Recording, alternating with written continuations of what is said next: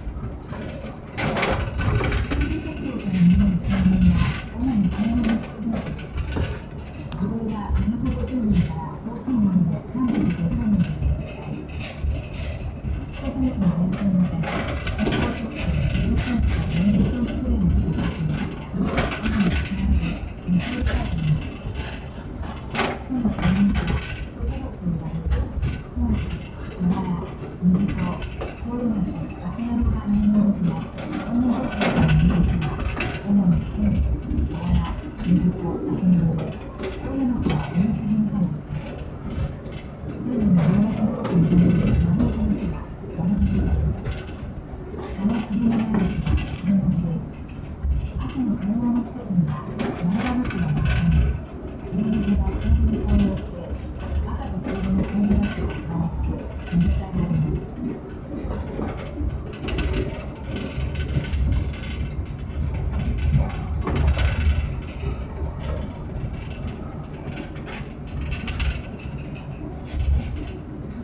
この辺りの橋は昭和15年に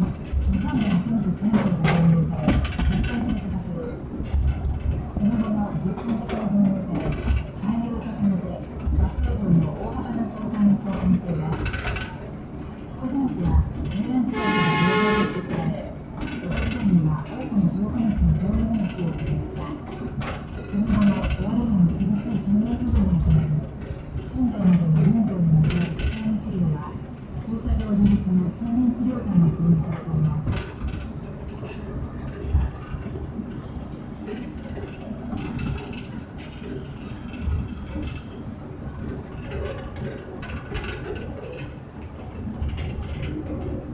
水気の見える土は玄関口と呼ばれています。微妙な原因は水がどんどんと音を立てて落ちているからでも、また木の根のように作られた雲が出ています。この霧を渡り、100メートルほど進むと海が上がり、高さ3000メートルを超える木曽花火の大樹がそびえています。花火の大樹は昭和の時代に作られた大木に記憶されていて、木曽谷の森林を象徴する古木として保護されています。